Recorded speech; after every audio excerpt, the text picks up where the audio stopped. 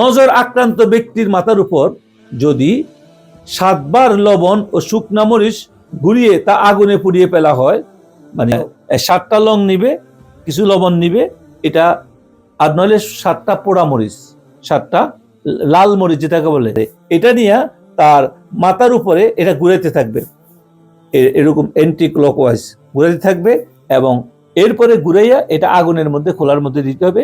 আর এটা যদিও কোনো হাদিসের মধ্যে বুজুর্গদের রাসূল সাল্লাল্লাহু যে উপর যে 2টা আয়াত নাজিল হয়েছে ট্রিটমেন্টের জন্য, সূরা ফালাক ও সূরা নাস আগে পরে 200 পড়ি, এটা মিনিমাম 19 বার করে যদি পড়ে তাহলে খুব দ্রুত এটা কাজ করে। কোন কোন উলামায়ে কেরাম বলছে মঙ্গলবার দিন আসর থেকে মাগরিব এটা হলো বেস্ট সময় নজর করার জন্য।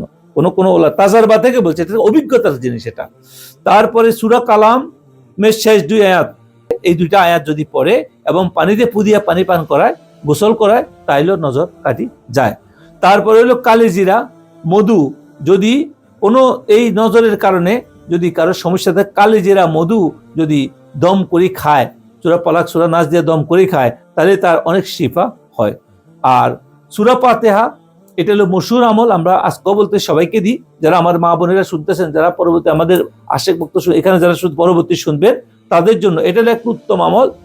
সূরা প্রথমে দুরুদ ইব্রাহিম পড়বেন বা যে কোনো দুরুদ পড়বেন 7 বার, এরপরে সূরা ফাতিহা 7 বার, আয়াতুল কুরসি 7 বার, তারপরে সাইরিকুল যেটাকে বলে সূরা কাফিরুন, সূরা ইখলাস, কুল হুয়াল্লাহু আহাদ, তারপরে সূরা ফালাক, কুল আউযু বিরাব্বিল ফালাক, সূরা নাস, এগুলা সবগুলা 7 বার 7 বার পড়তে হবে। পড়ি এরপরে আবার দুরূদ শরীফ 7 বার পড়েন, এরপরে এটা পানির মধ্যে দম দিবেন, এই পানি আপনি ভালো জায়গায় বসিয়ে দিবেন। এরপরে এটা যদি গোসল করা হয় ভালো জায়গায়, তো টয়লেটকে ভালো করে সাফ করতে হবে, বা কোনো জায়গায়, এটা হলো বাইরে করা উচিত যদি সুযোগ থাকে। বর্তমান সময় এটা পাওয়া যায় না, এই জন্য আপনি বাথরুমকে ভালো করে পরিষ্কার করে ভালো পাত্রের মধ্যে যদি করেন, ওই পানি কোনো গাছের গোড়া দিয়ে দেন, খুব দ্রুত নজর থেকে আল্লাহ পাক, এটা শুধু নজর নয়, শুধু এটা জাদুরও কাজ করে। এটা যদি সপ্তাহে একবার যদি গোসল করতে পারেন তাহলে অনেক উপকার হয়।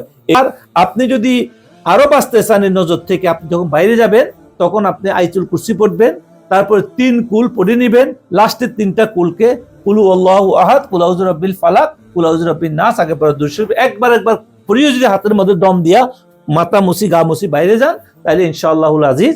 আর দোয়া পড়ি বাইরে হবেন, যে কোরআনে কারীমের মধ্যে যে দোয়া আছে, যে সেই দোয়া সুবহানাল্লাযী সাখখারা লানা হাযা ওয়া মা কুন্না লাহু মুকরিনিন ওয়া ইন্না ইলা রাব্বিনা লামুনকালিবুন, এটা যদিও ঘর থেকে পড়ি বাইরেন বিসমিল্লাহি তাওয়াক্কুল বলি, ইনশাআল্লাহ আপনি ঘরে আসা পর্যন্ত হেফাজত থাকবেন।